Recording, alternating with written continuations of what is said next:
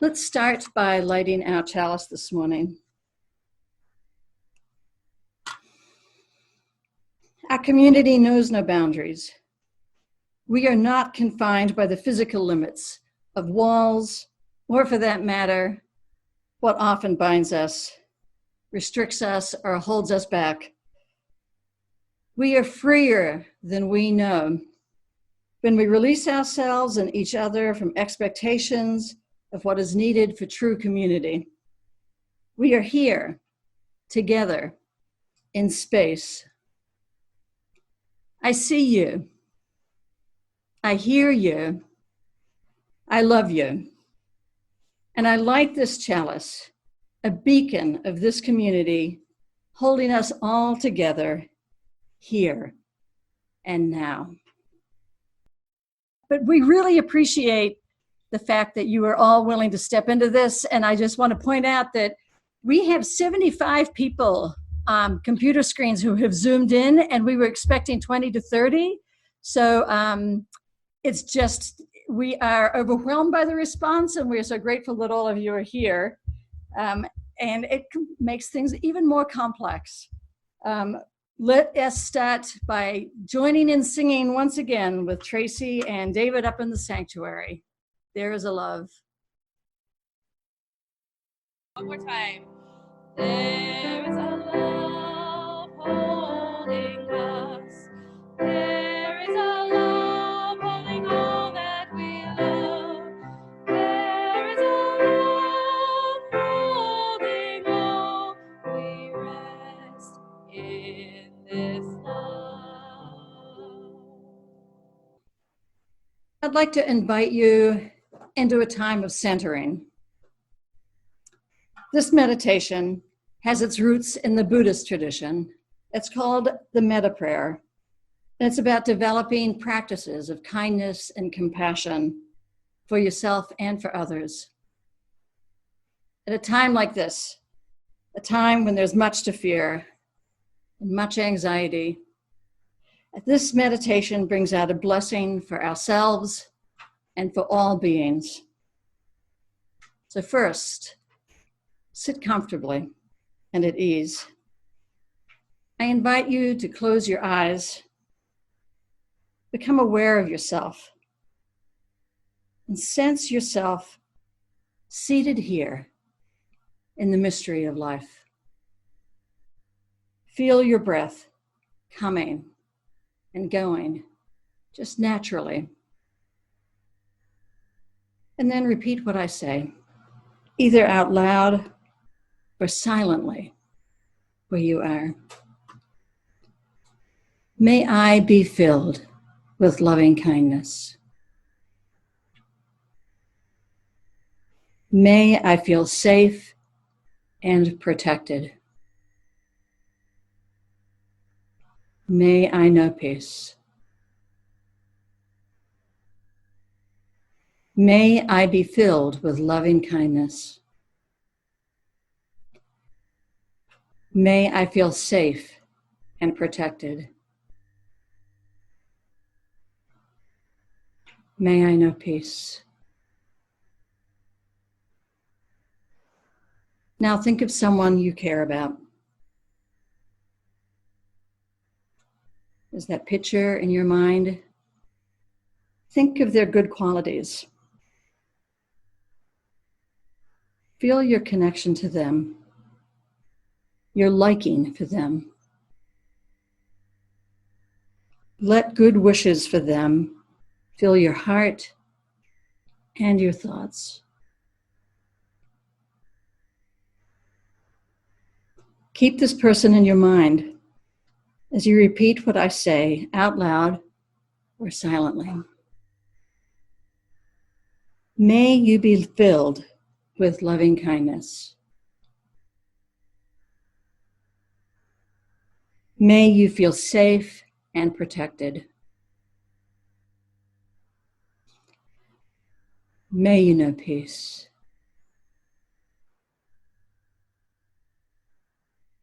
May you be filled with loving kindness.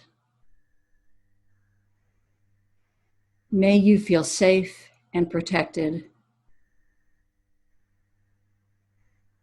May you know peace.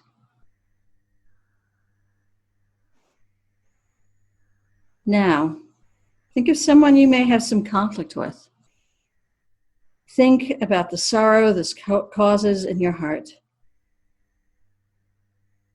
Think about their heart and the healing. Keep this person in your mind as you repeat what I say out loud or silently. May you be filled with loving kindness. May you feel safe and protected. May you know peace.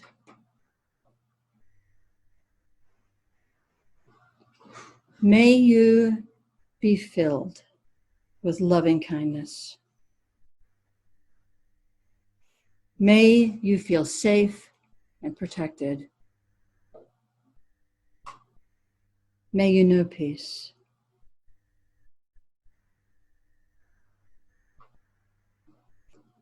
Finally, think about this community of people. Think of yourself. Visualize yourself as a beacon of light, a chalice burning with loving kindness. And visualize how you spread that light and warmth to each person in this congregation. And now think of how you spread this light throughout the Kirkland community. Keep all of us in your mind as you repeat what I say out loud or silently. May we be filled with loving kindness. May we feel safe and protected. May we know love and peace.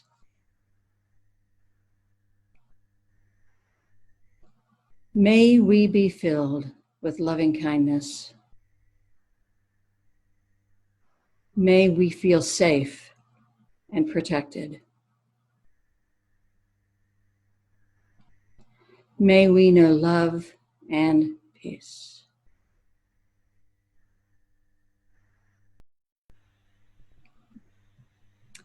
So 2 weeks ago, I was on a Zoom call with a colleague who mentioned she didn't know what all the fuss was about. After all, we get the flu every year. So why did we care about this new virus? It was just a variant of the flu. So I felt like I had to agitate her a little bit, shake her up out of her casual reaction. And I mentioned just because that we're used to the flu, we may not fully respect how deadly it is. It's a lot like how we drive cars every day without fully recognizing the risk we take every time we get into a car. But the flu is actually deadly. And those of us in the healthcare profession are very aware that this year alone, there'll be 30,000 people who die from the flu, and sometimes it's worse. 2017, 61,000 people died in the United States. The thing about the COVID-19 virus is that it is the unknown. And we always tend to be a little more afraid of the unknown. And this virus seems to spread easier and spread faster, and it has double the death rate of the normal flu we have. It has the potential of being catastrophic. Containing the spread of this virus can be what prevents countless deaths. So then I read about people almost on the verge of panic. People who are hoarding food, wearing masks. And I can't tell you how many phone calls and emails I have been answering over the past few weeks from friends and family who are high with anxiety and fear. And I've told them that they may be overreacting, that most of us who get this virus will not get sick. It seems the symptoms are much milder than the influenza, especially for children. And so I've been in that awkward position of comforting the afflicted and afflicting the comfortable. It seems like I'm a contrarian. I'm going to be disagreeing with no matter who I talk to these days. So I talked with my friend who is the Reverend Kristen Karuga in the Saltwater UU Church, who is a practicing Zen Buddhist. And she pointed out that this path between the panic and the complacency is what is often called the middle way. In Buddhism, the way of wisdom is the middle way. It's about being willing to see what is, being present to this moment in reality, and then to do the next best thing.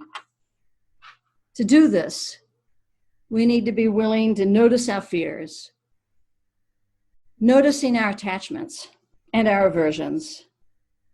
We need to be aware of what we want to happen and what we don't want to happen.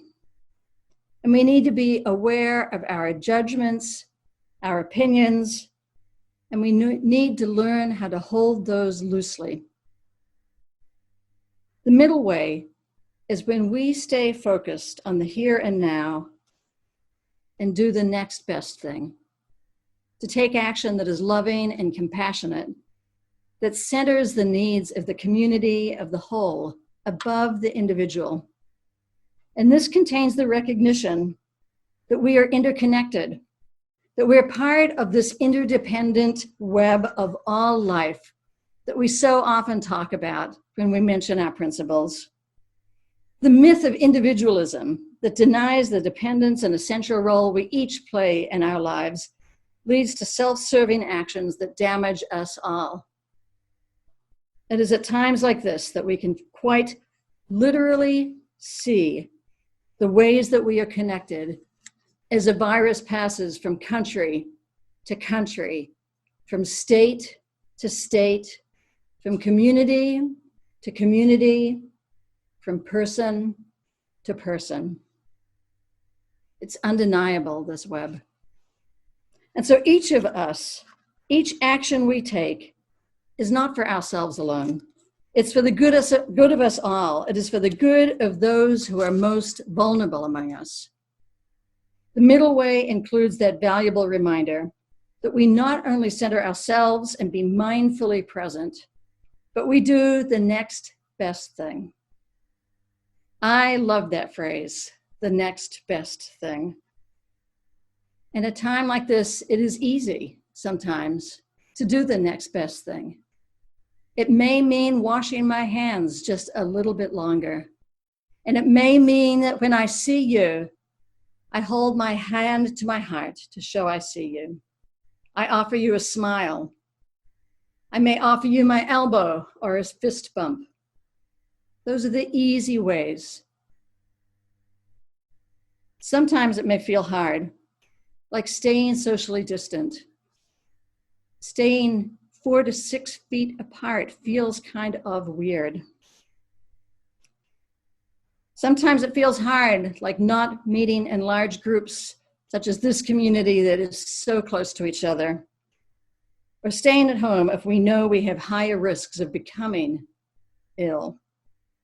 It's hard not to hug. It's hard not to be hugged and to not be touched. And for some, this may actually feel impossible. I have friends whose work pays so little and they get no sick leave, and they're losing their work as gatherings are rescheduled and workplaces are scaling down. It's a time like this that our issues of income inequality and insufficient health care multiplies the pressures on all of us. So we need to look for that middle way in all of this and think of the next best action. And we do these, even when they feel hard and when they feel like a sacrifice, because we will always choose to take care of ourselves and our family and our community. These are actions of love. We know neighbors and members of our Kirkland community have died. These are mothers and fathers and grandmothers and grandfathers. They are people who have been held in love. If washing my hands prevents one more death, then I can do that act of love. And if not being in the room with all of you prevents one of you from risking your fragile health, then I can do that act of love. I don't know what's going to happen in the next weeks or months, but I do believe that in part, at least, what happens is going to be up to us. It's going to be up to the support and care we show each other. So a few weeks ago, I talked about the need to step more boldly into a place of love, risking being in that place. And who knew that now would be that time to risk boldly loving each other in ways we did not even imagine. This is the time to reach out to your neighbors, especially those at high risk. Call the members of the church who live close to you. Join in a weekly Zoom chalice circle. Stay close and stay connected with all of us. And please, if you are ill, we want to know, we need to know. We want the opportunity to shower you with love. Don't deny us that chance for us to step into the place of loving you so you feel held and supported and nurtured. My prayer is that all of us can find the middle way in this time of uncertainty. Recognize where we are and center ourselves and do that next best thing. Recognize we're connected, even when we are not all together present. May you be filled with loving kindness. May you feel safe and protected. May you know peace. Today, our closing words are from Letting Go, adapted from a writing by Jay Wolin. Are we a people of holding on or of letting go? Holding on to rigid ideas or letting go and opening our minds and our hearts to something new? Holding on to certainty of how things should be or letting go and living with the uncertainty of new ways of being in the world?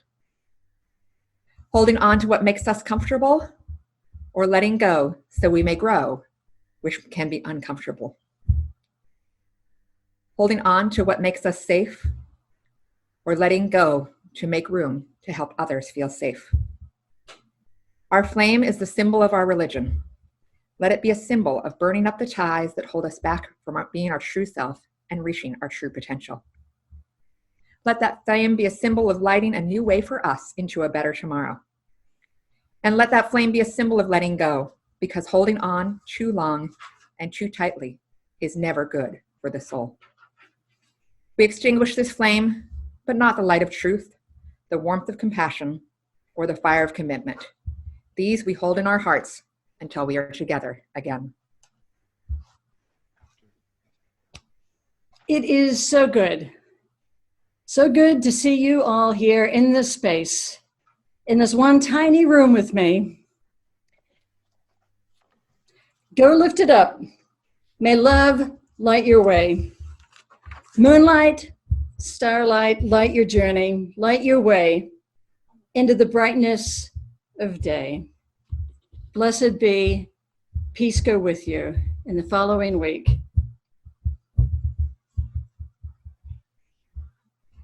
And join us again as we sing, Go Lift It Up.